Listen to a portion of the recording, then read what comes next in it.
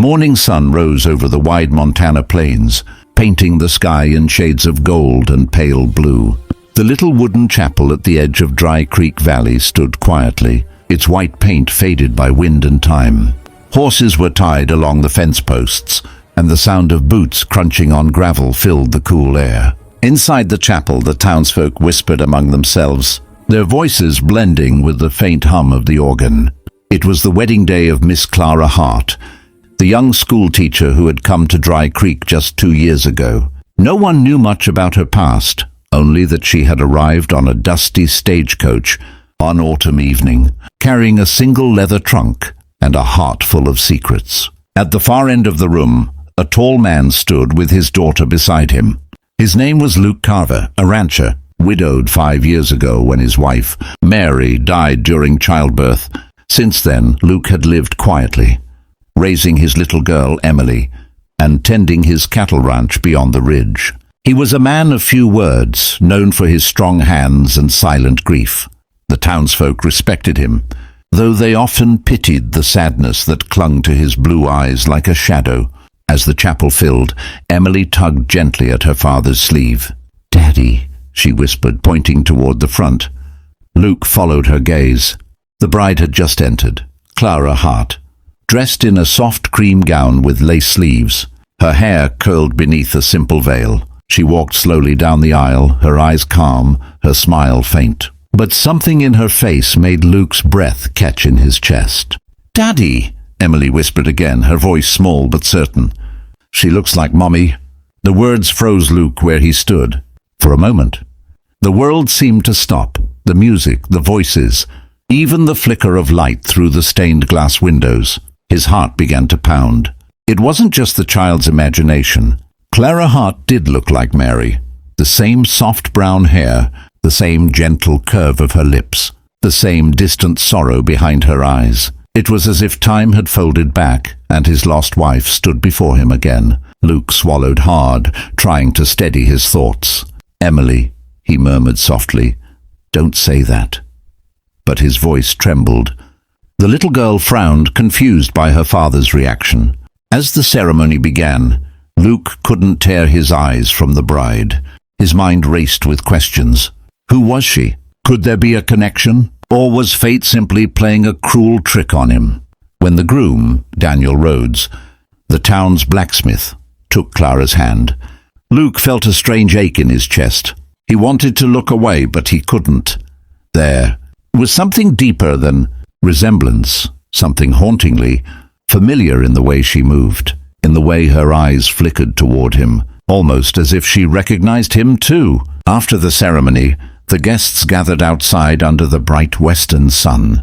The wind carried the smell of wild sage and distant rain. Emily ran ahead, chasing a tumbleweed, while Luke lingered near the chapel door, lost in thought.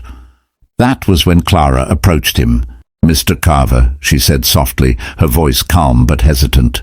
Luke turned. Up close, the resemblance was even more striking. Her eyes, hazel with flecks of gold, were almost identical to Mary's. "You probably don't remember me," Clara continued, "but I once knew your wife." Luke's heart skipped a beat. "You knew Mary?" he asked, his tone sharper than he intended. Clara nodded slowly. "Yes, back in Kansas before I came west. We met when she was expecting Emily. I was a nurse at the clinic in Abilene." She hesitated, her eyes flickering down. "She spoke of you often." The words hit him like a gust of wind. Memories of Mary flooded back. The laughter, the dreams they once shared before the storms of loss swept them apart. "She never mentioned you," Luke said quietly. Clara smiled sadly. She wouldn't have had time. "I came into her life near the end." She was kind even then. For a long moment they stood in silence. Emily ran back, her cheeks pink from the cold. "Miss Clara," she said brightly, "you look like my mommy." Clara's eyes glistened. She knelt, brushing a strand of hair from Emily's face. "Do I now?" she whispered. "Your mother must have been very beautiful." "She was," Emily said proudly, then turned to her father. "Daddy says she was the bravest woman he ever knew." Luke's throat tightened.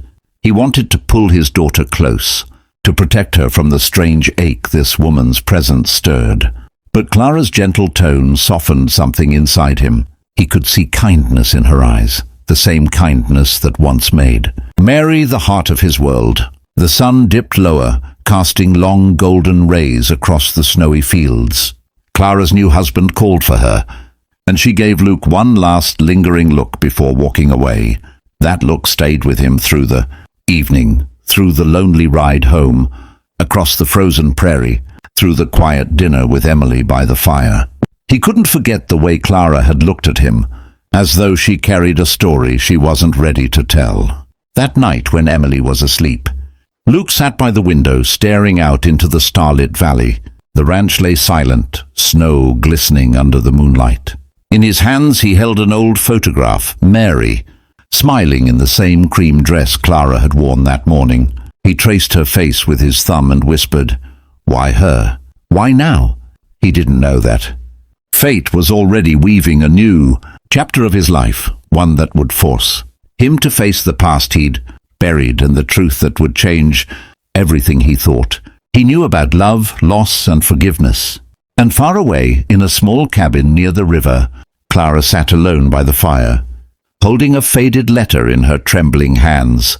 The last letter Mary Carver had ever written. She read the words over and over, whispering through tears, "I hope one day you'll find him, Clara, and tell him the truth." The wind howled softly outside, carrying the ghosts of the past across the frozen plains. The days after, the wedding passed slowly on the Carver ranch. The snow began to melt under the bright March sun, and the sound of running water returned to the streams. Luke spent most of his hours working alone, mending fences, breaking ice for the cattle, and pretending that life was back to normal. But deep inside, something had shifted. Every time he closed his eyes, he saw Clara, her face, her voice, her eyes that looked so much like Mary's. And every time he heard Emily's laughter, he wondered if fate was trying to tell him something. A week later, just after sundown, a knock came at his door. Luke wiped his hands on a rag and opened it. There she was, Clara Hart Rhodes, her cream coat dusted with snow, her eyes filled with hesitation. "Mrs. Rhodes," he said, surprised, his voice low. "Is something wrong?" She shook her head. "No, I needed to see you. May I come in?" Luke stepped aside. The warmth of the fire touched her face as she entered. She looked around the small cabin, the wooden walls, the rocking chair by the window, the framed photograph of Mary on the mantel. Her gaze lingered on that picture for a long time before she turned back to him. "I know this is unexpected," Clara began softly, "but there's something I need to give you. Something Mary wanted you to have." From her coat pocket, she pulled out an old envelope, its edges yellowed with time, sealed with a faded blue ribbon. Luke stared at it, his chest tightening. "You said you knew her," he said slowly, "but you didn't say how well." Clara looked down at the letter, her hands trembling slightly. "I was her nurse, yes," she said. "But before that, I was her friend. We met when I worked at the clinic in Abilene. She came often for checkups during her pregnancy. We talked about you, about the ranch, about the kind of life she dreamed of building. She loved you, Luke. You were her world." Luke swallowed hard, memories flooding him like a river breaking loose. "She was my world too," he murmured. "I lost her before I even understood how to live without her." Clara's eyes softened. "Mary knew she was sick long before the childbirth," she whispered. "She never told you, did she?" Luke's head lifted sharply. "What do you mean?" "She had a heart condition. The doctor warned her that giving birth could cost her life, but she refused to stop. She said she wanted you to have Emily, even if it meant—" Clara's voice faltered. "Even if it meant she wouldn't see her grow up." Luke's knees weakened. He gripped the edge of the table, trying to steady himself. "She never told me," he said hoarsely. "She promised she'd be fine. I begged her not to worry." Clara stepped closer and gently placed the letter in his hand. "She wrote this for you the night before she passed. She asked me to deliver it if anything happened. I tried to find you for years, but by the time I came west, you'd already moved." Luke stared at the envelope, his heart pounding. He hesitated, then broke the ribbon. The paper inside was thin, The ink slightly faded. He unfolded it carefully and began to read. My dearest Luke, if you're reading this, then my journey ended before yours. Please forgive me for not telling you the truth about my health. I didn't want fear to take away our joy.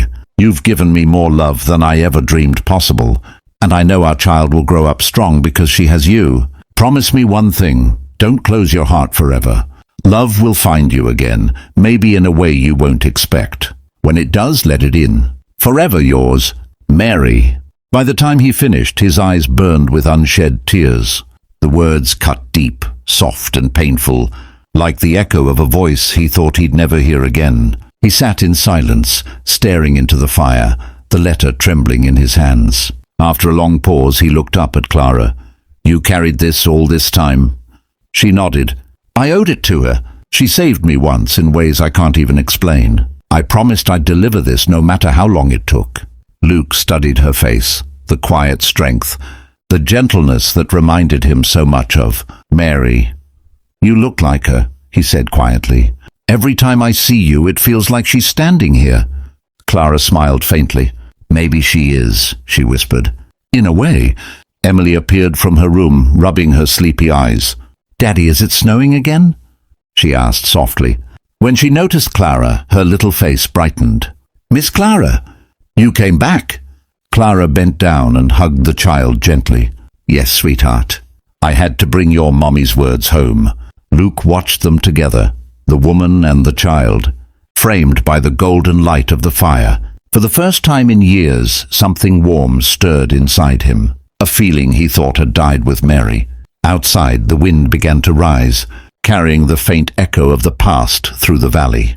And as Clara prepared to leave, Luke knew that this meeting wasn't the end of something. It was the beginning. He stood at the door as she walked out into the moonlit snow. Thank you, he called softly. Clara turned, her breath visible in the cold night air. You don't need to thank me, Luke, she said.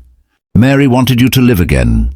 Don't let her down. And with that, she disappeared into the quiet darkness, leaving him with a letter, a memory, and the faint spark of something new. Something that felt dangerously close to hope, the wind that once howled across the frozen plains had softened now, carrying instead the scent of wet earth and early spring. The snow had melted from the valley, revealing the green shoots of wild grass that had lain sleeping all winter. Luke Callahan stood on the porch of his ranch house, his broad shoulders framed against the golden light of dawn. He could hear the steady rhythm of horses in the corral, the creak of the barn door swinging open, and the faint laughter of his daughter Emily as she chased a stray chicken through the yard. It was a sound he hadn't heard in a long time, real laughter, bright and free. It had been nearly a year since that fateful day in the church, when the little girl pointed at Clara and said those words that stopped time. Daddy, she looks like Mommy.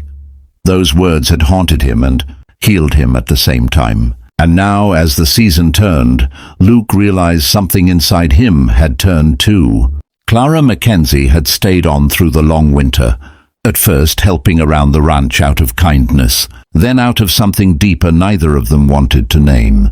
She was different from Mary, yet something about her soul mirrored that same quiet strength that once steadied him. She didn't ask for much. She mended Emily's dresses, cooked when Luke was too tired, and spoke softly to the horses as if they were family. Her laughter filled the empty rooms. But every night when the lamps dimmed, Luke found himself staring into the fire, wrestling with the ghosts that still lingered. He wasn't sure what Clara saw in a broken man who'd buried his heart beside his wife's grave.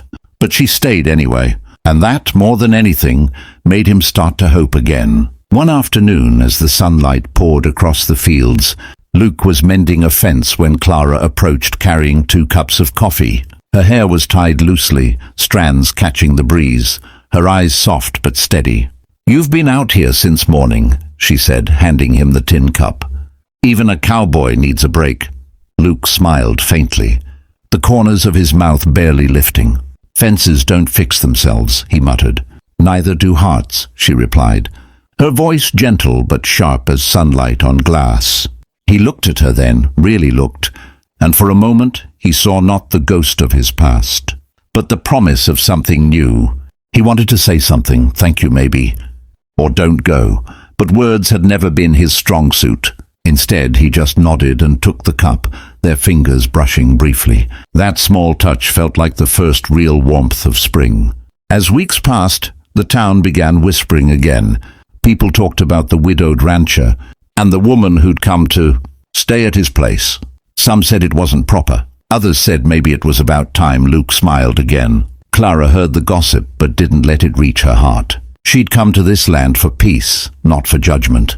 Still, sometimes when she looked at Luke, she wondered if he'd ever truly let the past rest. One evening, Emily tugged on her hand as they were baking bread together and said, "Miss Clara, do you think Mommy can see us from heaven?" Clara smiled, kneeling down. "I believe she can, sweetheart." Emily grinned.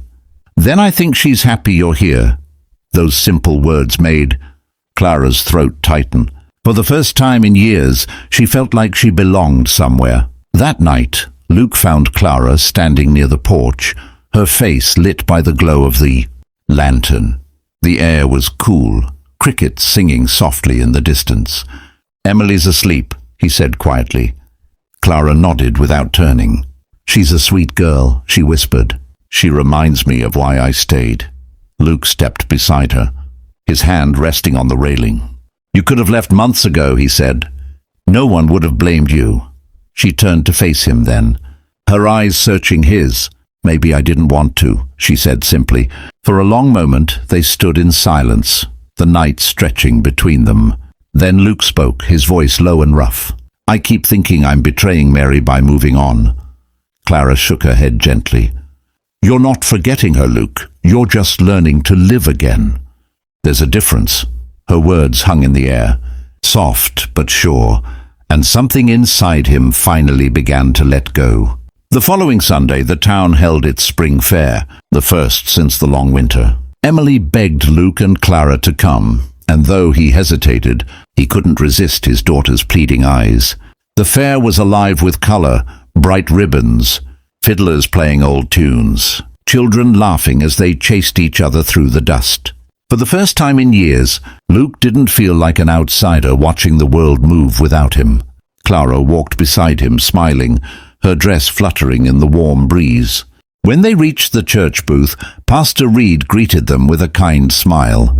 "Good to see you here, Luke," he said. "The Lord doesn't want you living with ghosts forever." Luke managed a small smile. "I'm learning," he said, glancing toward Clara. The pastor nodded knowingly. As the sun dipped behind the hills, painting the sky in shades of orange and gold, Emily ran toward them holding 2 wildflowers. "For you, Miss Clara," she said, handing one over, then looked at her father. "And for you, Daddy. You should give yours to her too." Luke chuckled softly, bending down to take the flower. "You think so?" he asked. Emily nodded with conviction. "Because she makes you smile now." The words struck deep, and Luke's chest tightened. Slowly, he turned to Clara and held out the flower. "For staying," he said quietly. She took it, her hand trembling slightly. "For letting me," she whispered back. As the last of the fair lights flickered, they walked back to the wagon together. The air smelled of dust, hay, and roasted corn.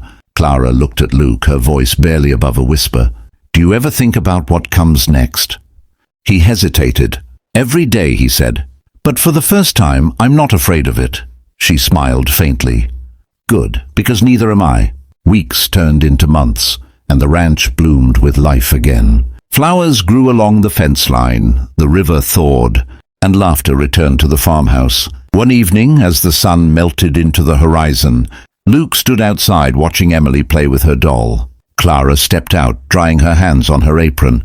"You know," she said softly, "when I first came here, I thought I'd only stay for a few days." Luke glanced at her. "And now?" She smiled. "Now I can't imagine leaving." He took a slow breath, stepping closer. "Neither can I." For a moment, the world seemed to hold still, the golden light, the smell of fresh grass, the gentle sound of Emily's laughter carried by the wind. Luke reached for Clara's hand, his voice steady but full of emotion. "Mary will always be part of me," he said. "But so are you now, if you'll have me." Clara's eyes shimmered with tears as she nodded. "I already do, Luke." And as the sky burned with the last light of day, the widowed rancher who once swore he'd never love again finally let his heart find home once more. That night, as the stars stretched wide over the quiet plains, Emily peeked through her window and saw her daddy and Miss Clara sitting side by side on the porch swing, their hands intertwined. She smiled sleepily and whispered to her doll, "Mommy would be happy." Outside, the crickets sang. The wind whispered through the tall grass. And for the first time in years, peace settled over the Callahan ranch. Luke looked out at the land he'd fought to keep, the land Mary had loved, and felt a quiet strength return. Life had broken him once, but somehow it had pieced him back together in a way that made him whole again. And as he glanced at Clara, her head resting lightly on his shoulder, he knew that sometimes love doesn't come to replace what's lost. It comes to remind you that your heart still knows how to beat. And in that golden silence of an old western evening, the widowed rancher, the little girl, and the woman who looked like hope itself finally found what they'd been searching for. Not a second chance, but a new beginning.